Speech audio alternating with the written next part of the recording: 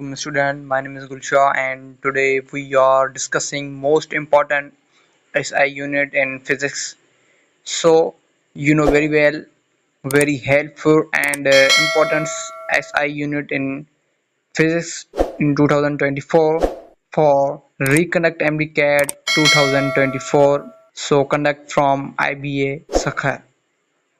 So we let's start. I know you know very well कि ये importance हैं SI units जो भी फिज़िक्स में दिए गए हैं वो सारे यहाँ पर मैं आपको एक एक को सही तरीके से आपका जो है दिमाग जो है आपका बनाऊंगा। ओके, तो फर्स्ट ऑफ ऑल मैं चाहता हूँ कि आप एक एक एसआई यूनिट्स आपके दिमाग में सेव होने चाहिए। सो ये जो इम्पोर्टेंस एसआई यूनिट्स होते हैं ये हर टेस्ट में आते हैं, ये ओनली एमडीकेट में नहीं आते। ये सारी जो भी टेस्ट होती है एक्स वाई जेड सो भी जो उसी में यही एसआई यूनिट्स आते हैं। फॉर स्पेशली एमडीकेट में तो ज़रूर आते हैं। तो मैंने सोचा कि आपके लिए एक गिफ्ट लाऊं। तो मैं सोचता हूं कि आप बहुत खुश हो रहे होंगे कि सर आपने इतना बड़ा काम किया है, ज़बरदस्त, कंग्रेचुलेशंस। सो आई नो कि ये इम्पोर्टेंस आपके लिए होंगे कि नहीं। आप कमेंट में ज़रूर मुझे आंसर दीजिए कि सर ये इम्पोर्टेंस हैं या नहीं। ओके, सो चलते हैं हम अपने काम पे। सो इम्पोर्टेंस एसआई यूनिट्स यहाँ पे ये दिए गए हैं। सो मैं सोचूंगा कि आज आपको एक एक हल करवाऊँ। ओके, तो फर्स्ट ऑफ ऑल इसमें ये दिया गया है what is the SI unit of an length. So correct option इसमें पहले लिखा हुआ है मीटर। ओके, सो आगे हम चलते हैं। What is the SI unit of mass. ये मास की यूनिट पूछ रहा है कि मास का कौन सा यूनिट है। सो आप सभी जानते होंगे कि मास जो होता है वो उसका यूनिट जो होता है वो किलोग्राम होता है। सो इसका करेक्ट ऑप्शन जो होगा वो किलोग्राम होगा। Okay, so correct option is 4। Then उसके बाद आगे बढ़ते हैं 3 पे। What is the SI unit of time. So correct option time का आप जानते होंगे, time is a second. Okay, so correct option is 3। Then उसके बाद हम आगे बढ़ते हैं। What is the SI unit of electric current. Current का कौन सा यूनिट होता है। सो करेक्ट ऑप्शन जो होता है वो करंट का एम्पियर होता है। ओके, देन आगे हम चलते हैं 5th नंबर पे। What is the SI unit of thermodynamics in temperature? Okay, so इसका करेक्ट ऑप्शन कौन सा है। A ampere, B kelvin, 3 candela, 4 फेरॉन। सो इसका करेक्ट ऑप्शन होगा हमारे पास केल्विन, नंबर 2। ओके, देन उसके बाद हम डिस्कस करते हैं 6 नंबर पे जो हमारे पास दिया गया है what is the SI unit of luminous intensity. So इसका करेक्ट ऑप्शन जो होता है ल्यूमिनस इंटेंसिटी का वो हमारे पास है candela. Okay, then I will discuss about 7th MCQ। what is the SI unit of frequency। so correct option of a frequency you know very well, hertz, 3। then 8th पे हमारा है what is the SI unit of force, you know very well, per weight, force और weight। Force का जो unit होता है वो newton होता है। So correct option is 4 newton. Then I will discuss 9th what is the SI unit of electric charge. Electric charge का कौन सा यूनिट होता है। You know very well, electric charge is a SI unit of column। so correct option is 3। then I will discuss about 10th MCQ। what is the SI unit of capacitance। so capacitance का जो unit होता है वो हमारे पास farad होता है। Okay, then I will discuss about 11th MCQ। what is the SI unit of inductance। जो inductance का यूनिट होता है वो हेनरी होता है।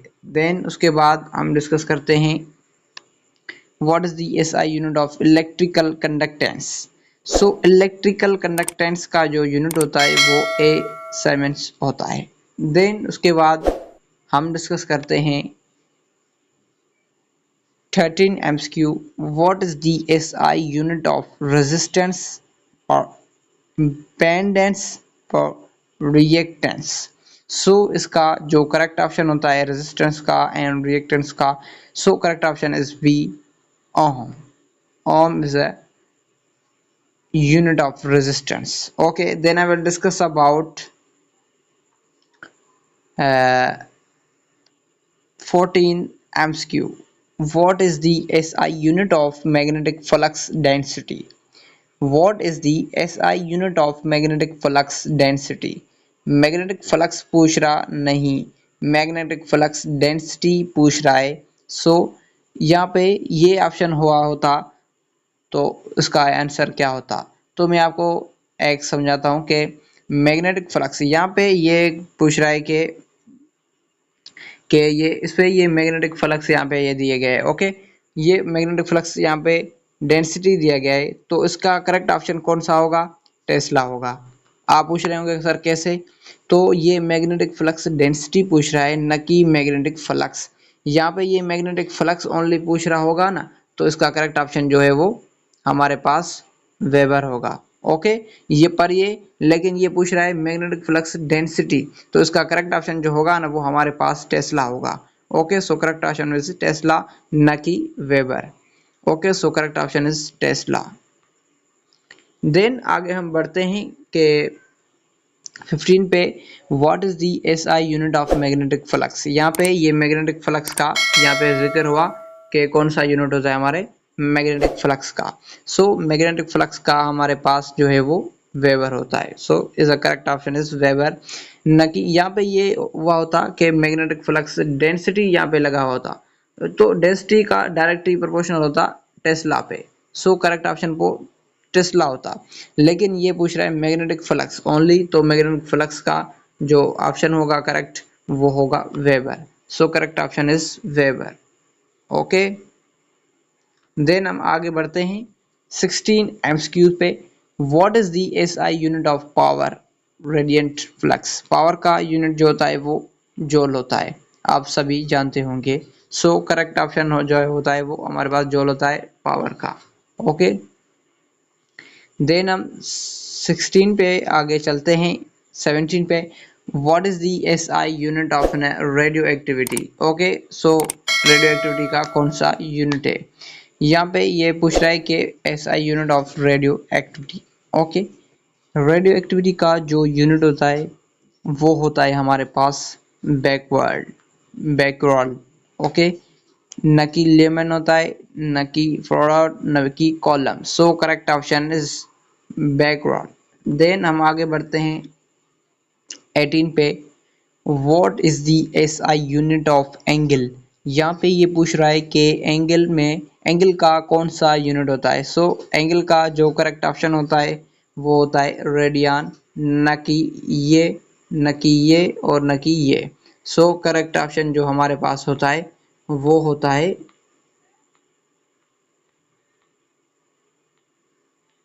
B, radian. Okay, then I will discuss about 19 MCQ.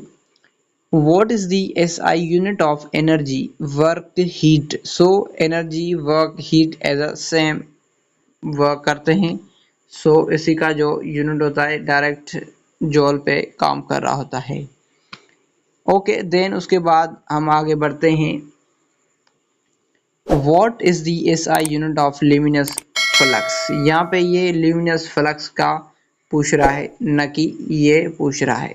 Then आगे हम बढ़ते हैं कि you know very well luminous flux. So luminous flux का जो हमारे पास यूनिट होता है वो क्या होता है? Lumen. Okay, so correct option is four lumen as correct. Then हम आगे बढ़ते हैं 21 पे. What is the SI unit of pressure. आप सभी जानते होंगे प्रेशर का यूनिट कौन सा होता है. सो प्रेशर का जो यूनिट होता है वो डायरेक्टली पास्कल पे जाता है. So correct option is pascal is a unit of pressure. Then हम आगे बढ़ते हैं 22 पे. What is the SI unit of impulse. ये पूछ रहा है कि इम्पल्स का कौन सा यूनिट है. SI unit of impulse, you know very well, आप सभी जानते होंगे कि इम्पल्स का कौन सा यूनिट होता है। कॉलम, कॉलम तो होता ही नहीं है, ये तो 100% रॉन्ग है। ल्यूमेन सेकंड आप जानते होंगे क्या होता है, नहीं होता है। देन न्यूटन सेकंड होता है, न्यूटन रेडियन सेकंड होता है। So correct option is B, newton second होता है इम्पल्स का। So correct option of an unit SI of impulse, so correct is Newton second, not a radian, not a Lyman second, not a Coulomb. So correct option is B, Newton second is a correct option of na luminous intensity. So correct option is Lyman impulse. Okay, so आगे बढ़ते हैं 24. Okay, सो आगे बढ़ते हैं 23 पे। What is the SI unit of न area. सो correct option यहाँ पे ये पूछ रहा है कि एरिया का कौन सा यूनिट है। तो हम आपको बताएं जी, एरिया का जो यूनिट होता है वो सेंटीमीटर स्क्वायर नहीं होता, मिलीमीटर स्क्वायर नहीं होता, किलोमीटर स्क्वायर नहीं होता, किलोमीटर भी नहीं होता। So correct option is you know very well, C option is correct, metre square the unit of an area. आप सभी जानते होंगे, ये हर टेस्ट में आता रहता है, तो आप ये एज ए इम्पोर्टेंस तौर पे याद रखें कि SI unit of an area जो होता है वो मीटर स्क्वायर होता है, न कि सेंटीमीटर स्क्वायर होता है, न कि मिलीमीटर स्क्वायर होता है, न कि किलोमीटर होता है, न कि किलोमीटर स्क्वायर होता है। तो यही है MD CAT का उसूल, जो ऐसे यूनिट्स देते हैं। पहले हमने आपको बताया कि जो भी हमारे पास आया था magnetic flux and magnetic flux density, so उसमें यही फ़र्क था मैग्नेटिक फ्लक्स का and magnetic field. So you know very well, magnetic flux and magnetic flux density पे तो मैग्नेटिक फ्लक्स पहले था, उसके बाद मैग्नेटिक फ्लक्स डेंसिटी था। तो SI यूनिट मैग्नेटिक फ्लक्स का जो था वो वेबर था, and SI unit of magnetic flux density. तो कभी कभार ऐसा भी आ सकता है, आ जाता है कि SI unit of magnetic flux density, तो इंसान के बंदे के दिमाग में तो यही हो जाता है, वो याद करता है लेकिन कॉन्सेप्ट नहीं पढ़ता। Concept is a actual meaning of an word to meaning.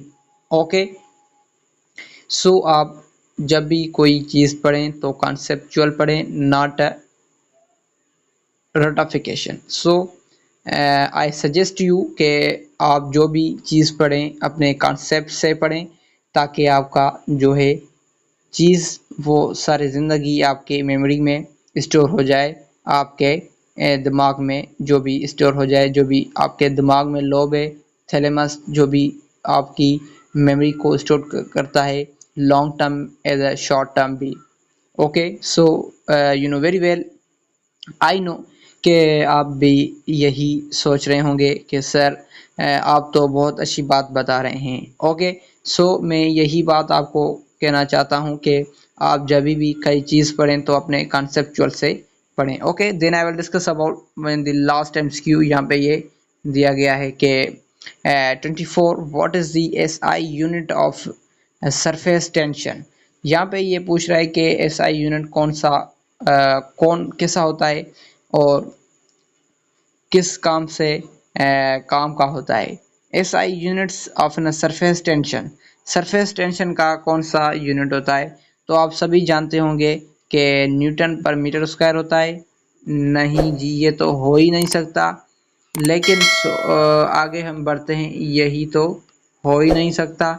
And newton per metre and you know very well, and उसके बाद न्यूटन सेकंड पर मीटर, यही तो हो ही नहीं सकता। जूल पर सेकंड भी नहीं हो सकता। तो इसका जो करेक्ट ऑप्शन होगा वो न्यूटन पर मीटर होगा, is a correct option. Newton per metre, newton per metre is a correct option of an surface tension. So आप यही चीज़ होती है एक कॉन्सेप्चुअल जो आप पढ़ते हैं तो बेस्ट ऑप्शन जो होता है वो आपको कॉन्सेप्चुअल जो चीज़ होती है वो आपकी सारी ज़िंदगी मेमोरी में सेव हो जाती है। तो रटिफिकेशन इज़ नॉट सेव्ड इन पर in our life. So I suggest you के आप भी कई चीज़ पढ़ें तो अपने कॉन्सेप्ट से पढ़ें ताकि आपकी जो चीज़ है वो दिमाग में रह जाए। ओके, सो यही तक था हमारा सफ़र जो हमने अभी कंप्लीट किया। 24 एमसीक्यू जो इम्पोर्टेंस एसआई यूनिट्स हैं जो आप बेस्ट वे से पढ़ेंगे तो आपकी ज़िंदगी में कभी यही सवाल आपसे आपकी दिमाग में से नहीं निकलेंगे। ओके, सो मुझे दीजिए इजाज़त। तो नेक्स्ट वीडियो में एंड नेक्स्ट लेक्चर में मिलते हैं। सो थैंक यू, अल्लाह हाफिज़।